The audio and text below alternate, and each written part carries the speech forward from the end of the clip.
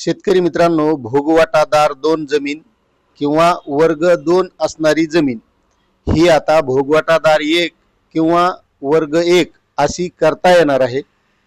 या संबंधीची घोषणा महसूल मंत्री श्री बावनकुळे साहेब यांनी विधानसभेमध्ये केलेली आहे। मित्रांनो, राज्यामध्ये माजी सैनिक असतील, भूमिहीन शेतकरी असतील, यांना महाराष्ट्र अधिनियम सीलिंग ऍक्ट नुसार या जमिनी देण्यात आलेल्या होत्या। मात्र भोगवटादार 2 जमीन असल्यामुळे याबाबत यांना कोणतेही व्यवहार या जमिनीच्या संदर्भात करता येत नव्हते आणि त्यासाठी आता महसूल मंत्री श्री बावनकुळे साहेब यांनी ती घोषणा केलेली आहे आणि त्यांना एक अधिमूल्य भरून या जमिनी आता भोगवटादार 2 मधून भोगवटादार 1 मध्ये या करता येणार आहेत आणि त्यासाठी 14 जानेवारी 2026 रोजी त्यांनी एक अधिसूचना काढली होती आणि त्या अधिसूचनेवर 11 फेब्रुवारी 2026 पर्यंत ज्या काही हरकती असतील त्या हरकती मागवल्या होत्या आणि त्या हरकतीनुसार या जमिनी आता भोगवटादार 1 मध्ये करता येणार आहेत। मात्र त्यासाठी जी काही तरतूद आहे त्यामध्ये अधिनियमाच्या कलम 27 अन्वये भोगवटादार वर्ग 2 धारणाधिकाऱ्याने दिलेल्या जमिनीच्या कोणत्याही धारकास अशा जमिनी प्रदान केल्याच्या दिनांकापासून 10 वर्षे उलटल्यानंतर आणि जर जमिनी प्रदान केल्याच्या शर्तीपैकी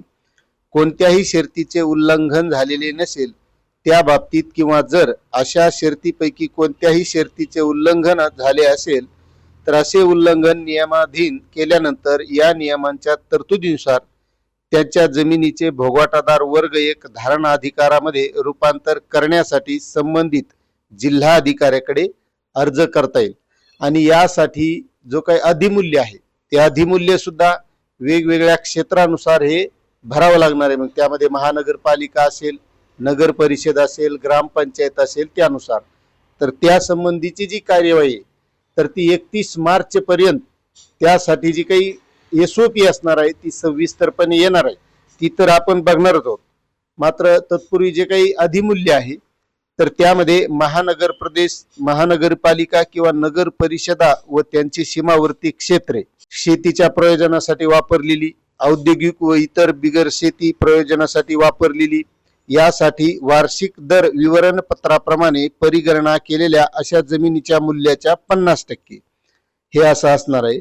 त्यानंतर महानगर प्रदेश, महानगरपालिका, नगर परिषदा त्यांची सीमावर्ती क्षेत्रे यामध्ये असलेल्या जमिनी व्यतिरिक्त इतर जमिनी ज्या शेतीच्या प्रयोजनासाठी वापरलेली, औद्योगिक व इतर बिगर शेतीसाठी वापरलेली, यासाठी वार्षिक दर विवरणाप्रमाणे परिगणना केलेल्या अशा जमिनीच्या मूल्याच्या 50% ही अधिमूल्य भरावं लागणार आहे, ज्याला आपण नजराना म्हणतो। ते मूल्य भरल्याच्या नंतर या भोगवटादार 2 जमिनी या भोगवटादार 1 करता येणार आहेत आणि त्या संबंधीची जी काही SOP आहे तर ती 31 मार्च पूर्वी येईल। ती आल्याच्या नंतर ती सुद्धा आपण सविस्तर बघण्याचा नक्कीच प्रयत्न करू। चॅनलवर नवीन असाल तर सबस्क्राइब करा, व्हिडिओला लाईक करा। धन्यवाद।